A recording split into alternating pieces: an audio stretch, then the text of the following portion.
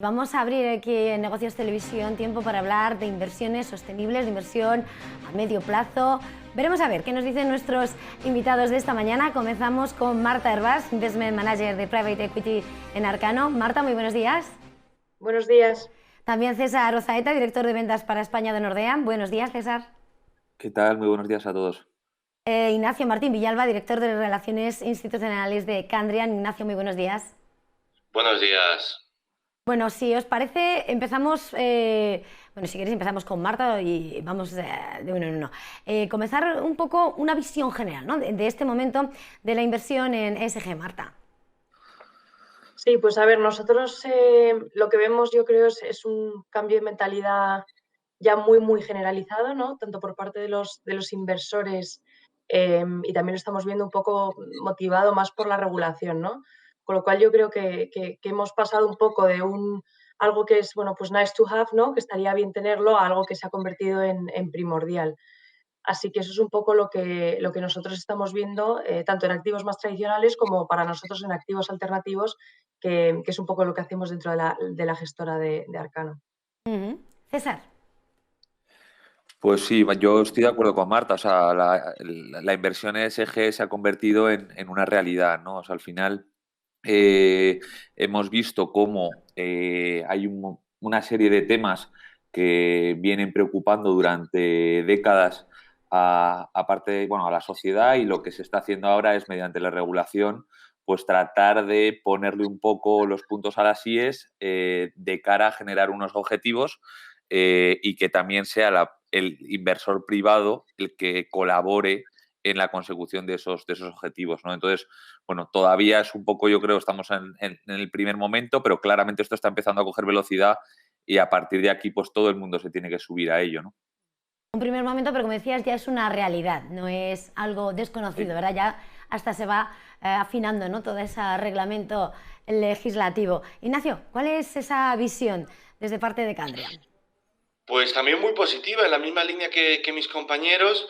Vemos que ya han pasado 2 décadas desde esa publicación de Who Cares Win en la ONU, en donde se explicaban los criterios ESG, y estas 2 décadas han sido unas décadas de éxito, ¿no? Vemos que los PRIs lo han firmado ya 2.800 inversores. Vemos en Europa como más del 45% de los activos está gestionado con criterios ESG. Quizás un poquito más atrás Estados Unidos y Japón, pero desde luego una historia de éxito y que sigue para adelante, como comentaban mis compañeros. Cada vez vemos la regulación más enfocada y los inversores más enfocados en tomarnos esto en serio, de tal manera que, en definitiva, una visión muy positiva para las décadas que vienen por delante. Por retomar un poco lo que estabas diciendo, los inversores parecen además más enfocados, parece que ese convencimiento también, ¿no? Por parte del inversor se trasladaba a las empresas, después a la legislación, no sé quién fue antes, pero en este contexto, ¿cuáles dirían que son las previsiones, ¿no? Con esto parece que está tan encarrilado para este 2021. Por continuar, vamos a hacer la inversa, si le parece empezamos con Ignacio. Pues la verdad es que para este año creemos que va a ser un año de récords en todos los sentidos. Vemos que toda esta regulación que estábamos comentando en la Unión Europea va a hacer que muchos inversores institucionales van a tener que dar ese pasito que no habían dado. Y creemos que ahí vamos a ver muchas entradas en estrategias gestionadas con criterios ESG. La parte de mandatos es algo claro. A día de hoy no vemos a ningún cliente institucional que vaya a mandatar cualquier tipo de estrategia sin tener en cuenta estos criterios.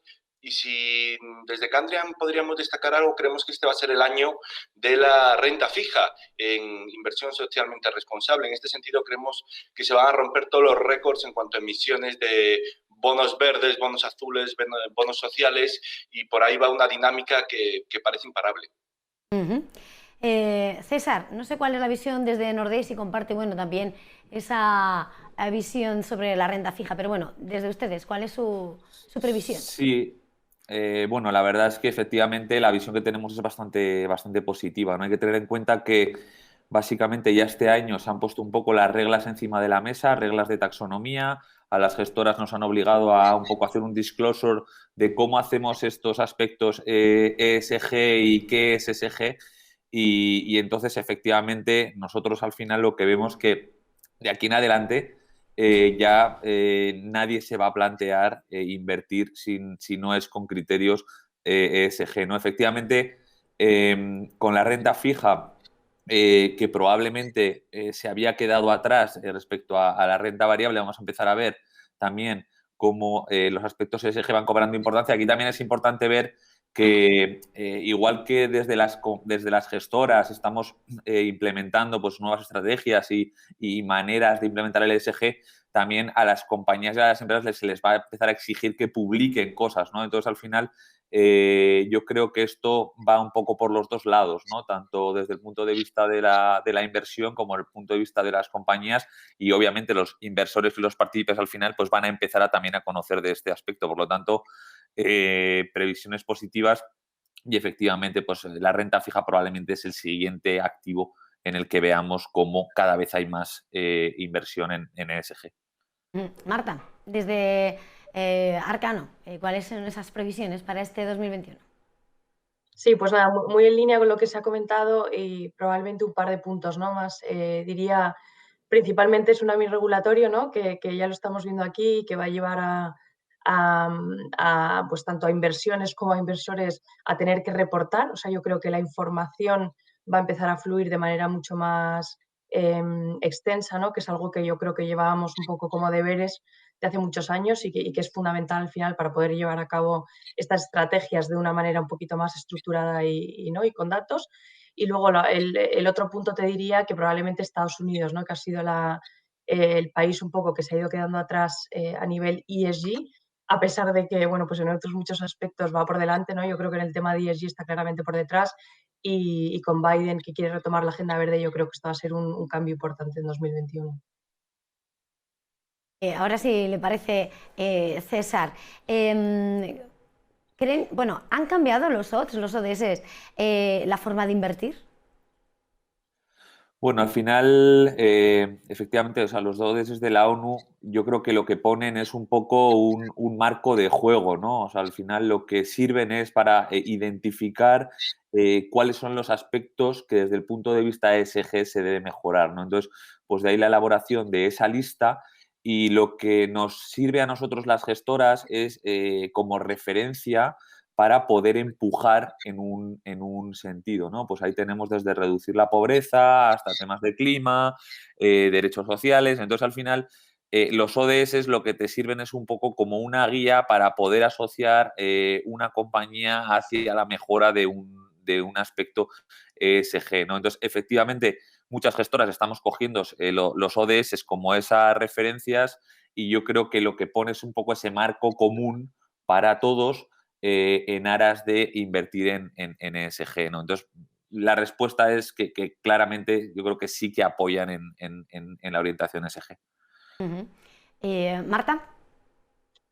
Sí, a ver, o sea, nosotros más que cambiar la forma de invertir, lo entendemos como, oye, pues un grupo de trabajo, ¿no? Que realmente ha identificado los retos más importantes a nivel sociedad y planeta. Y bueno, pues es una buena manera para entender cuáles son y también pues, ver qué oportunidades de inversión pueden derivar de estos retos, pues muchos de ellos apoyados por megatendencias, por ejemplo, ¿no? Como el envejecimiento de la población, pues oye, si miramos temas de salud y bienestar o miramos otros temas sociales, pues claramente pueden derivar en oportunidades de inversión. Por tanto, sí creo que son una buena referencia. Y como se ha comentado al final, es un marco más homogéneo para las gestoras, para los inversores, que también puede ayudar un poco a estructurar la temática de inversión. Ignacio, y desde Candrian, ¿cuál es su visión sobre este campo de juego, en este marco de juego que están reformulando de esta manera? Pues básicamente en línea con mis compañeros, es decir, desde Candrian, desde luego no creemos que han cambiado la forma de invertir, es decir, como tal no lo ha cambiado, lo que sí está ayudando es a priorizar algunos puntos y sobre todo está ayudando mucho al reporting, es decir, sobre todo en la inversión de impacto, pues tener esas métricas que realmente luego el inversor sea consciente de cómo está afectando, porque al final las cosas si no las mides, pues es difícil de ver la realidad, ¿no? Entonces, no creemos que haya cambiado como tal la forma de invertir, sí creemos que es un buen marco, una buena ayuda para que el inversor pueda ver realmente qué impacto están teniendo sus inversiones y tener un marco para hacer este reporting, estas mediciones. Sí, al final, ¿no? Es esa idea, ¿no?, de medir los datos, al final es por lo que se está avanzando todo el tiempo, ¿no? Es lo que se quiere computar para luego decidir. ¿Qué factores dirían del entorno actual que han contribuido a este auge de la inversión en criterios ESG? Ignacio, creo que empiezo con usted ahora. Pues la verdad es que hay muchos factores, es decir, esto es una historia que viene desde muy, muy atrás. El único tema es que ahora es cuando se ha puesto, entre comillas, en boga y todo el mundo habla de ello. Pero es una historia de más de 30 años, de muchas entidades y muchos grupos intentando dar la relevancia que tiene este tema. Yo creo que, desde luego, el tema de que haya quedado claro las obligaciones fiduciarias de los inversores y que se haya incluido dentro de estas obligaciones fiduciarias los criterios ESG fue un punto fundamental. El Acuerdo de París yo creo que ha sido otro de los puntos fundamentales y sobre todo, que quizás estamos en ese punto, después de toda esta historia, de todos estos años trabajando, en que hay datos reales, hay estudios reales que identifican el valor añadido de la inversión socialmente responsable y, sobre todo, los riesgos que hay por delante. Entonces, creo que es una historia de mucho trabajo que se ha unido en los últimos años, pero no es que haya aparecido de golpe, sino que se ha necesitado mucho trabajo y muchos estudios para poder realmente plasmar la relevancia que tiene la inversión responsable en cuanto a la esfera económica. ¿No? También esos riesgos que parece que nos llegan más nos sacuden más, ¿no? Los pensamientos. Marta, ¿qué le parece? Sí, a ver, nosotros definitivamente creemos que las iniciativas ESG pueden ser una buena forma de tratar de mitigar ciertos riesgos, ¿no? Añadir un nivel de análisis en la toma de decisiones de inversión, pero también creemos que ahora mucha gente lo puede entender como, bueno, pues como vías para crear valor adicional, ¿no? Y yo creo que esa es una buena manera también de entender la ESG y probablemente una de las razones por las que también está creciendo mucho, ¿no? A la hora de, oye, cómo buscamos valor adicional, cómo creamos ese retorno extra que es tan necesario, ¿no? Pues creemos que la ESG es una buena manera de verlo y probablemente, pues también, como decía, ¿no?, uno de los principales motivos por los que ha crecido mucho en los últimos años. Y también tenemos una sociedad, yo creo, cada vez más sensibilizada, con lo cual, al final, pues toda la regulación que se está desarrollando, al final, pues tiene una parte importante de reactividad, ¿no? Con lo cual, creo que también la sociedad ha jugado un papel importante en el desarrollo de ESG, de las políticas de ESG. No, finalmente la sociedad es quien al final consume, quien va a las empresas y luego los inversores quienes ven, ¿no?, lo que hay que sondear, ¿no?, la base, el consumidor final, para ver qué va a demandar el mercado. César, ¿cuál es su opinión? Sí, vamos, pues yo estoy muy de acuerdo. O sea, al final aquí yo también habría que desmitificar un poco el ESG. Parece un concepto como muy, no sé, de alto nivel. O sea, realmente lo que estamos haciendo aquí es tratar de no hacer un mundo no mejor, pero en el que los desequilibrios que había, pues en algún momento hay que equilibrarlos, ¿no? Entonces, obviamente eso ha sido una inquietud, pues, de la sociedad y política, y ahora lo que se está implementando, pues, es una regulación en línea, para que también entre todos y con la inversión, pues tratemos de acatar mejor estos desequilibrios que pueden tener referencia con el clima, pues con temas sociales o de la gobernanza, ¿no? Entonces, al final, la realidad del ESG es esto, y si además, pues obviamente puedes identificar megatendencias o aprovechar el ESG para evitarte ciertos riesgos a la hora de inversión, al final, pues yo creo que es lo que está detrás de que, sobre todo en los últimos 5 años, pues este tipo de inversión haya cobrado tanto interés. Cuando hablamos de esta inversión socialmente responsable, de los criterios de sostenibilidad, parece que de las 3 siglas, principios ambientales, sociales y de gobernanza, ¿cuál dirían que es la que queda más camino por por recorrer. César, le toca empezar a usted.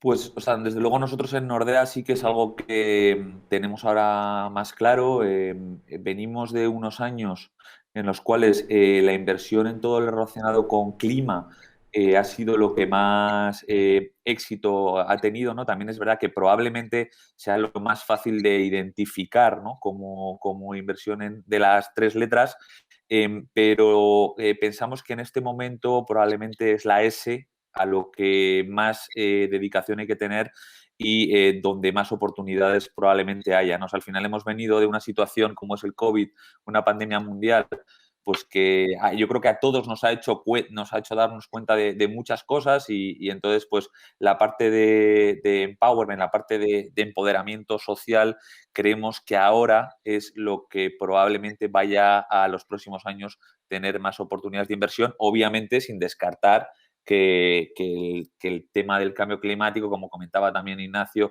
pues todo el Acuerdo de París, que ha puesto una serie de objetivos, pues va a seguir con una tendencia muy fuerte, ¿no? Pero probablemente estamos empezando a ver que la S va en la parte social, pues entra de manera incipiente también en la inversión.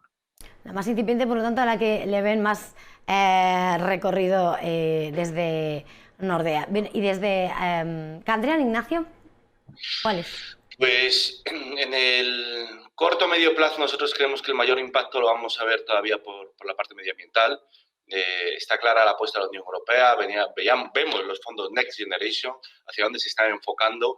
En este sentido creemos que va a haber un gran reto y que las emisiones de CO2 cada vez va a ser un factor más a tener en cuenta y que las políticas medioambientales de las empresas van a afectar mucho a sus cuentas de resultados.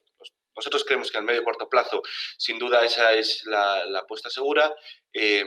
A más largo plazo, quizás los factores sociales, porque es verdad que estamos viendo toda esta revolución de inteligencia artificial, tecnología, robótica, y esto tiene unos efectos en la sociedad, y estos efectos, en opinión de Candrian, van a ser mucho mayores de los que vimos con la globalización. Es decir, al final, cada uno de estos cambios afectan de forma dramática a la sociedad, y no solo en la protección de datos y cómo se expone la vida de la gente, sino en el cambio de la percepción de rentas, en los cambios demográficos. Y en este sentido creemos que a más largo plazo el tema social, sin duda, tiene muchísimo recorrido, va a haber que hacer mucho trabajo y hay muchas oportunidades, pero quizás en los próximos meses, años, el tema medioambiental sería nuestro principal enfoque.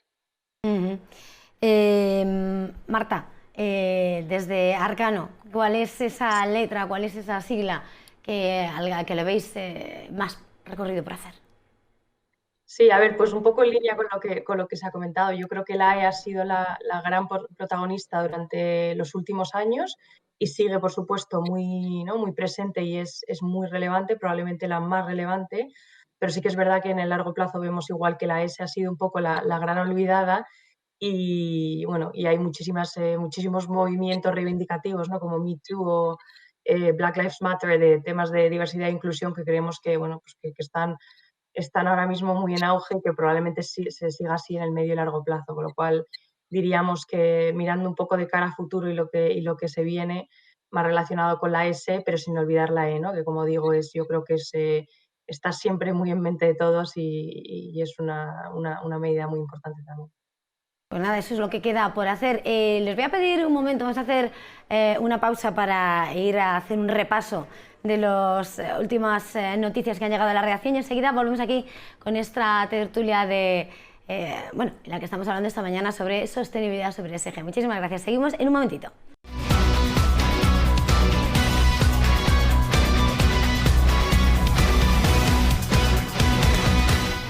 Pues continuamos entonces ahora con nuestra tertulia. Vamos a seguir hablando de sostenibilidad de criterios ESG y esta mañana lo hacemos con la ayuda de Marta Arbás, Investment Manager de Private Equity en Arcano, César Ozaeta, Director de Ventas para España de Nordea y también con Ignacio Martín Villalba, Director de Relaciones Institucionales de Candrian. Nos marchábamos a este tiempo de repaso de la actualidad mirando a a las siglas, ¿no? Para ver qué es lo que queda por delante en ese desarrollo de la ESG, de lo social, de medioambiental, en cuanto a los temas que van preocupando. Y querría que ahora nos fijásemos un poco en esa, hemos hecho referencia en varios momentos a esa legislación que acabamos de estrenar, ¿no? en la Unión Europea, esos nuevos criterios que seguimos avanzando. Los cambios a raíz de la nueva taxonomía del 10 de marzo y qué significa para el inversor. Por ponernos un poco, ya tenemos un recorrido desde que entró a principios de mes estas nuevas reglas. Empezamos contigo, Marta. Sí, a ver, yo creo que el punto principal es la información, ¿no? Y que los inversores puedan tener información sobre los riesgos en términos de sostenibilidad y, bueno, pues potenciales incidencias adversas. Por tanto, ellos pueden comparar en términos de sostenibilidad diferentes tipos de inversiones, ¿no? Como si dijéramos hablar un mismo idioma, además de poder comparar pues, temas financieros como lo venían haciendo hasta ahora, ¿no? O sea que yo creo que al final es muy relacionado con la información en relación a la sostenibilidad y lo que permite pues, tomar decisiones más formadas, ¿no? Eso es un poco yo creo que el impacto para el inversor, para los gestores, lo que supone es, oye, pues tener más información sobre cómo las inversiones que están realizando pues tienen un impacto en la sociedad y en el planeta, y eso, hacerlo todo el mundo bajo un mismo marco, un mismo framework que lo he dicho, ¿no? Permite a todos un poco pues, hablar en los mismos términos, que es importante en este aspecto, ¿no? César, desde Nordea, ¿cuál es esa opinión, ¿no? sobre esos cambios a raíz de esa taxonomía del 10 de marzo? Pues sí, pues la verdad es que efectivamente es un año en que la regulación pues ya cobra mucho protagonismo en el tema de ESG. Primero la taxonomía, ¿no? O sea, primero lo que había que definir es qué es verde, qué no es verde, qué es sostenible, qué no es sostenible, ¿no? Entonces, eso ya es un paso importante y luego lo que esto provoca es que a las gestoras nos obligue a describir cómo nosotros integramos el análisis ESG a la hora de invertir, ¿no? Por lo tanto, al final tenemos que dejar por escrito cómo lo hacemos y cómo lo integramos, ¿no? Obviamente esto no es algo que se queda aquí, esto es algo que va a seguir y como decíamos antes también, lo que es importante es decir, oye, cómo lo integras y cómo lo enseñas al cliente, ¿no? O sea, luego también hay un tema de reporting para que inversores puedan ver ese análisis y esa inclusión, cómo se está pragmatizando, por decirlo, en sus inversiones, ¿no? Y al final, esto en lo que va a acabar, pues es que al final incluso los propios distribuidores van a tener que acabar preguntando a los inversores de qué manera quieren invertir, ¿no? O sea, hasta ahora estamos un poco en el punto en el que somos las gestoras las que estamos contando cómo lo hacemos.